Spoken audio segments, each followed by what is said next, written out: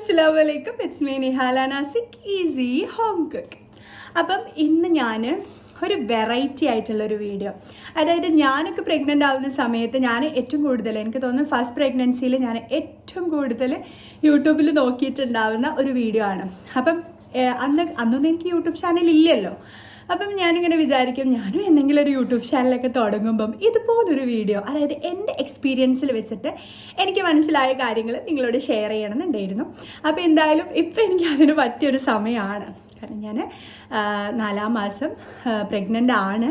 അപ്പം ഇപ്പോഴത്തെ പ്രഗ്നൻസിനെ പറ്റി ഞാനൊന്നും പറയുന്നില്ല. കാരണം എൻ്റെ ഒരു അഭിപ്രായത്തിൽ എനിക്ക് തോന്നുന്നു ഒരു 7 മന്ത് കഴിഞ്ഞാലാണ് നമുക്ക് കൂടുതലായിട്ടും നമ്മൾ ബേബി ജെൻഡർ നമുക്കൊരു ഉള്ളറിവുണ്ടാവും, ഇന്ന തന്നെ ആയിരിക്കും. അപ്പം സെക്കൻഡ് പ്രഗ്നൻസിയിലൊക്കെ എനിക്കത് പെട്ടെന്ന് കത്തിയിരുന്നു കേട്ടോ, നമുക്ക് കമ്പയർ ചെയ്ത് നോക്കുമ്പോൾ. അപ്പം എന്തായാലും എനിക്ക് 2 ആൺകുട്ടികളാണ്. അപ്പം ബേബി ബോയ് ആവാനുള്ള ചാൻസ് എത്രത്തോളം നമുക്ക് സിംറ്റംസ് വെച്ചിട്ട് കൂടുതലാണെന്നുള്ളതാണ് നമ്മൾ ഈ ഒരു വീഡിയോയിലൂടെ നോക്കാൻ പോകുന്നത് കേട്ടോ.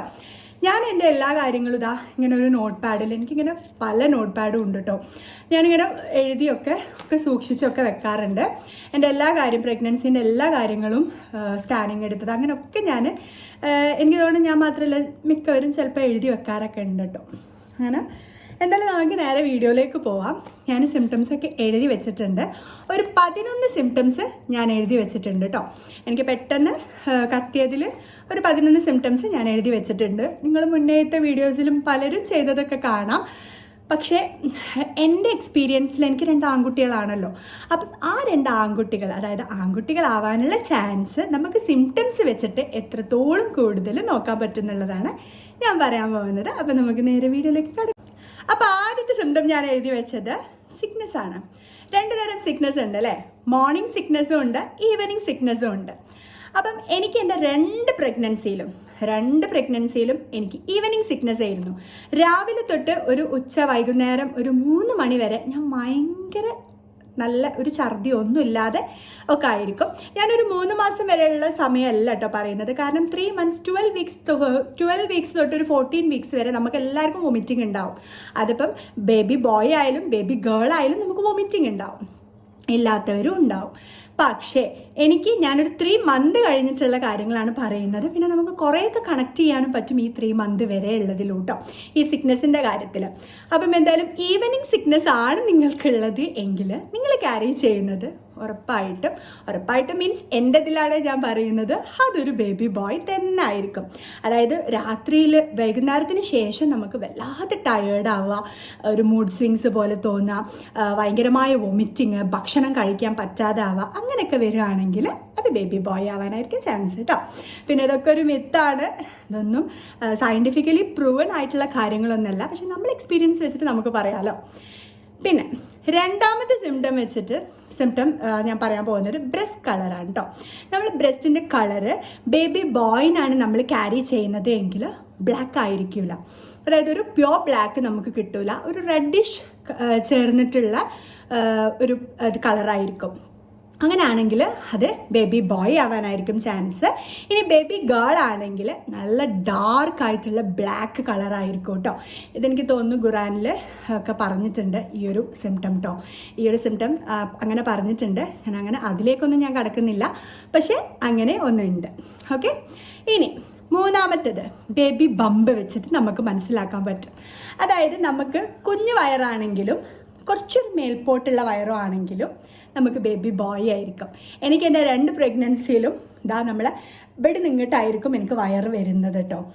അപ്പം ചിലർ പറയും താന്നു കൂന്ന വയറ് ആൺകുട്ടികൾക്ക് ആയിരിക്കും എന്നുള്ളത്. പക്ഷേ എൻ്റെ 2 കുട്ടികൾക്കും എനിക്ക് അങ്ങനെയല്ല കേട്ടോ ഫീൽ ചെയ്തത്. എനിക്ക് വയറ് തന്നെ ആയിരുന്നു. മാത്രമല്ല ഒരുപാട് വയറ് ബൾജ് ചെയ്ത് നിൽക്കുന്ന പോലെ തോന്നാറുമില്ല. ചില ഡ്രസ്സുകളൊക്കെ ഇടുമ്പോൾ, ഇപ്പം ഞാൻ പർദ്ദയൊക്കെ ഇടുന്ന സമയത്ത് ഞാൻ പ്രഗ്നൻ്റ് ആണോ എന്ന് പലപ്പോഴും തോന്നൂല. പിന്നെ നമ്മൾ സൈഡൊക്കെ തിരിഞ്ഞ് നിൽക്കുമ്പോഴായിരിക്കും നമുക്ക് തോന്നുക വയറുണ്ടല്ലോ എന്നുള്ളത്. ഒരു 8 മന്ത് കഴിഞ്ഞിട്ടായിരിക്കും എനിക്ക് നല്ലോണം വയറ് വരുന്നത് കേട്ടോ. അപ്പം ഗേൾ ബേബി ആണെങ്കിൽ എനിക്ക് തോന്നുന്നത് കുറച്ചൊന്ന് താന്നിട്ട് ഒരു നല്ലൊരു പരപ്പുള്ളൊരു വയറായിരിക്കും ഗേൾ ബേബിക്ക് ഉണ്ടാവാം.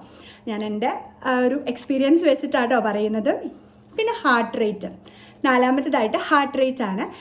അതെനിക്ക് ഭയങ്കര പക്കായിട്ട് എനിക്ക് 2 പ്രഗ്നൻസിനും തോന്നി. ശരിക്കും ഹാർട്ട് റേറ്റ് നോക്കരുത് എന്നൊക്കെ പറയും, പക്ഷെ നോക്കരുത്. എങ്ങനെയെന്നറിയോ, നടുവിലുള്ള, അതായത് നമ്മൾ 3rd മന്ത് സ്കാനിങ്, നമ്മൾ 5th മന്തിൽ സ്കാനിങ് ഒക്കെ എടുക്കുന്നില്ലേ, അത് രണ്ടിലും നമ്മൾ ഹാർട്ട് റേറ്റ് നോക്കണ്ട. കാരണം നമ്മുടെ ബേബിയുടെ ഹാർട്ട് റേറ്റ് എന്തായാലും അത് കൂടുതലായിരിക്കും, 140 എബവ് തന്നെ ആയിരിക്കും. പക്ഷേ നമ്മൾ ഫസ്റ്റത്തെ സ്കാനിങ്ങും ലാസ്റ്റത്തെ സ്കാനിങ്ങും 140ക്ക് ബിലോ ആണെങ്കിൽ അത് ബേബി ബോയ് ആയിരിക്കും. എനിക്ക് എൻ്റെ 2 പ്രഗ്നൻസിലും അത് വെച്ചിട്ടാണ് എനിക്ക് പെട്ടെന്ന് കത്തിയത് കേട്ടോ. എൻ്റെ രണ്ടാമത്തതൊക്കെ എനിക്ക് പെട്ടെന്ന് കത്തിയത് എൻ്റെ സ്കാനിങ് റിപ്പോർട്ടിൽ ഹാർട്ട് റേറ്റ് വെച്ചിട്ട് തന്നെയാണ് കേട്ടോ. അതുപോലെ തന്നെ 5ാമത്തത് ഞാൻ പറയുന്നത് സ്പൈൻ പൊസിഷന്. ഈ ഹാർട്ട് റേറ്റിനോട് കൂടി തന്നെ ഞാനത് ചേർത്ത് പറയാം. നമ്മളെ കുട്ടിയുടെ സ്പൈൻ പൊസിഷന് ലെഫ്റ്റ് ആണെങ്കിൽ, അതായത് പോസ്റ്റീരിയർലി ലെഫ്റ്റ് എന്നൊക്കെ എഴുതി കാണിക്കും, അത് ഗേൾ ബേബി ആയിരിക്കും കേട്ടോ. അത് സ്പൈൻ റൈറ്റിനാണ് എഴുതിയതെങ്കിൽ, അത് ആൻറ്റീരിയറോ പോസ്റ്റീരിയറോ ആയിക്കോട്ടെ, അത് റൈറ്റ് ആണെങ്കിൽ ഉറപ്പായിട്ട് അതൊരു ബേബി ബോയ് ആയിരിക്കും. എനിക്ക് എൻ്റെ 2 സ്കാനിങ് റിപ്പോർട്ടിലും അങ്ങനെ തന്നെ ആയിരുന്നു കേട്ടോ. 2 സ്കാനിങ് റിപ്പോർട്ട് എന്ന് പറയുമ്പോൾ 2 കുട്ടികളെ സ്കാനിങ് റിപ്പോർട്ടിലും അങ്ങനെ തന്നെ ആയിരുന്നു. പിന്നെന്ന് പറയാൻ 5ാമത്തെ ടേസ്റ്റ്, അത് സത്യമാണ് കേട്ടോ. എനിക്ക് മധുരം കഴിക്കുന്ന സമയത്ത് എനിക്ക് കൂടുതൽ വൊമിറ്റിംഗ് ടെൻഡൻസി കൂടുക ചെയ്യാം. മാത്രമല്ല എനിക്ക് ഒട്ടും താല്പര്യം ഉണ്ടായിരുന്നില്ല. ഞാൻ കൂടുതലും കഴിക്കുക എരിവ്, പുളി. എനിക്ക് കൂടുതലും എരിവുള്ളതായിരുന്നു കേട്ടോ കൂടുതലും ഇഷ്ടം. എരിവുള്ള ഭക്ഷണത്തിനോട് തന്നെ ആയിരുന്നു എനിക്ക് കൂടുതലും കാര്യം. അപ്പം അങ്ങനെയൊക്കെ ആണെങ്കിൽ നമുക്ക് ഉറപ്പിക്കാം കേട്ടോ അത് ബേബി ബോയ് ആയിരിക്കും എന്നുള്ളത്. എനിക്ക് ഒരിക്കൽ പോലും എനിക്ക് തോന്നുന്നു 2nd പ്രഗ്നൻസിയിൽ എനിക്ക് ചിലതൊക്കെ മധുരം കഴിക്കാൻ പറ്റിയിട്ടുണ്ടെങ്കിലും കൂടുതൽ നമ്മൾ ഉള്ളിൻ്റെ ഉള്ളിൽ നമുക്കിഷ്ടം എരിവിനോട് തന്നെ ആയിരിക്കും കേട്ടോ. പിന്നെ 6ാമത്തേത് നമ്മൾ പ്ലാസൻ്റ പൊസിഷൻ വെച്ചിട്ടാണ്. അത് ആൻറ്റീരിയർ ആണെങ്കിൽ ബോയ് എന്നും പോസ്റ്റീരിയർ ആണെങ്കിൽ ഗേൾ എന്നുമാണ് പറയുന്നത്. പക്ഷെ ഞാനൊന്ന് പറയട്ടെ, എനിക്ക് എൻ്റെ 2 പ്ലാസൻ്റെയും ആൻറ്റീരിയർ ആയിരുന്നു, ബേബി ബോയും ആണ്. പക്ഷേ ഞാൻ എൻ്റെ ഫ്രണ്ട്സിൻ്റെയിലും കസിൻസിൻ്റെയിലും ഒക്കെ കണ്ടിട്ടുണ്ട് ആൻറ്റീരിയർ പ്ലസൻ്റ് ഉള്ളവർക്ക് ഗേൾ ബേബി ആയതൊക്കെ. പക്ഷെ അത് എത്രത്തോളം ഒരു ഇതാണെന്ന് എനിക്ക് തോന്നുന്നില്ല. പക്ഷേ എനിക്ക് തോന്നുന്നു കൂടുതലും ഒരു 100% ഒരു 60% എനിക്ക് തോന്നുന്നു ആൻറ്റീരിയർ ഉള്ളവർക്ക്, ആൻറ്റീരിയർ പ്ലസൻ്റ് ഉള്ളവർക്ക് ബേബി ബോയ് ആയിരിക്കും കേട്ടോ. അത് കഴിഞ്ഞിട്ട് പിന്നെ നമ്മൾ ഈ ബ്യൂട്ടീൻ്റെ കാര്യത്തിൽ എടുത്തു പറയാനുള്ളത്, നമ്മൾ ആദ്യ മാസം തൊട്ട് ഒരു 7 മാസം വരെ നമ്മൾ നോക്കേ വേണ്ട നമ്മളെ ബ്യൂട്ടി എങ്ങനെ ആയിരിക്കും എന്നുള്ളതൊന്നും.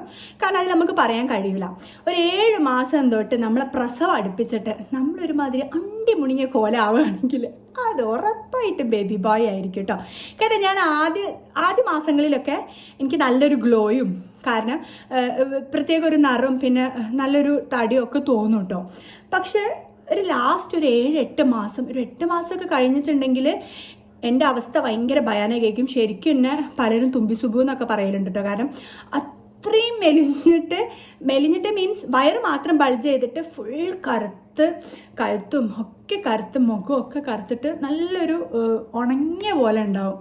അത് അങ്ങനെ ആണെങ്കിൽ, അതായത് നമ്മളെ ബ്യൂട്ടി ഭയങ്കരമായിട്ട് കുറയുകയാണെങ്കിൽ, ഭയങ്കരമായിട്ട് ഡാർക്കായി പോവുകയാണെങ്കിൽ അത് ബേബി ബോയ് ആയിരിക്കട്ടെ. എനിക്ക് എൻ്റെ 2 എണ്ണത്തിലും ഞാൻ ആ ഒരു കോലത്തിലായിരുന്നു.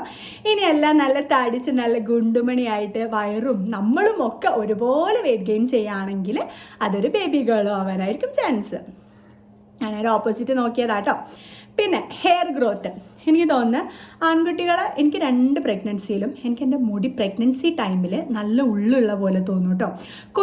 മുടി കൊഴിച്ചിലും ഉണ്ടാവും, പക്ഷേ എത്ര കൊഴിഞ്ഞാലും ആ ഒരു ഹെയർ നല്ലൊരു കട്ടിയുള്ള പോലെ തന്നെ എനിക്ക് തോന്നിയിട്ടുണ്ട്.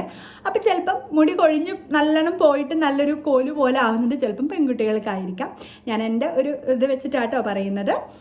അത് കഴിഞ്ഞ് പിന്നെ നമ്മൾ 10ാമത്തേതാട്ടോ ഞാൻ പറയുന്നത് സ്റ്റൊമക്ക് ലൈൻ. അതായത് നമ്മളിവിടുന്ന് എന്താ ലീനിയർ അങ്ങനെ എന്തോ ഒരു പേരുണ്ട് കേട്ടോ, എനിക്കിപ്പോൾ പെട്ടെന്ന് കിട്ടുന്നില്ല.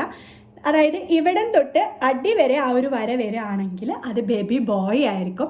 അല്ല അടി തൊട്ട് താഴെ വരെ ആണ്, മധുര പൊക്കലിൻ്റെ താഴോട്ടാണെങ്കിൽ അത് ബേബി ഗേൾ ആയിരിക്കും എന്നാണ് പറയുന്നത്. സത്യമാണ് കേട്ടോ. എനിക്ക് 2 പ്രഗ്നൻസിക്കും മേലേന്ന് താഴോട്ട് വരെ ഉണ്ടായിരുന്നു. പക്ഷെ അതല്ലാത്തവരുണ്ടെന്നും ഞാൻ പല വീഡിയോസിലും ഞാൻ കണ്ടിട്ടുണ്ട് കേട്ടോ. ബേബി ഗേൾ ആയവരും മേലം തൊട്ട് താഴെ വരെയുള്ളതിലും ബേബി ഗേൾ ആയതും ഞാൻ പറയുന്നുണ്ട്. പക്ഷെ എനിക്ക് 2 എണ്ണത്തിലും പക്ക ആയിരുന്നു കേട്ടോ. പിന്നെ 11ാമത്തേത് അത് പക്കാണ് കേട്ടോ. നമ്മൾ ഇപ്പോൾ ഒരു 3 മാസം കഴിഞ്ഞിട്ട് ഇപ്പം നമുക്ക് ഭയങ്കര ആക്റ്റീവായിരിക്കും നമ്മൾ.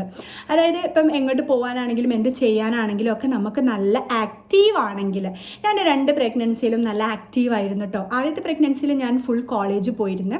ഞാൻ ബാക്കിയുള്ള പ്രഗ്നൻ്റ് അല്ലാത്തവരെക്കാളും നല്ല ആക്റ്റീവായിരുന്നു എനിക്ക് കേട്ടോ. പഠിക്കാനാണെങ്കിലും പോകാനാണെങ്കിലും എവിടെ ഇപ്പം ക്ലാസ് കഴിഞ്ഞ് വന്നിട്ടാണെങ്കിലും ഞാൻ പുറത്തൊക്കെ പോകും. എനിക്ക് അങ്ങനെ യാതൊരു മടിയില്ലായിരുന്നു. സെക്കൻഡ് പ്രഗ്നൻസി എൻ്റെ നാത്തൂൻ്റെ കല്യാണത്തിൻ്റെ ആ ഒരു ഒരുക്കങ്ങളുടെ ഒരു ബാക്ക്ഗ്രൗണ്ട് പോലെയായിരുന്നു. ആ സമയത്തും ഞാൻ നല്ല സജീവമായിട്ടുണ്ടായിരുന്നു കേട്ടോ. അപ്പം എനിക്ക് തോന്നുന്നു അത് പലരും പറഞ്ഞ് കേട്ടിട്ടുണ്ട്, പെൺകുട്ടികളെ വയറ്റിലുള്ള സമയത്ത് നമുക്ക് ഭയങ്കര മടിയായിരിക്കും, ഭയങ്കര ലേസി ആയിരിക്കും. ഞാൻ കണ്ടിട്ടുണ്ട് കേട്ടോ.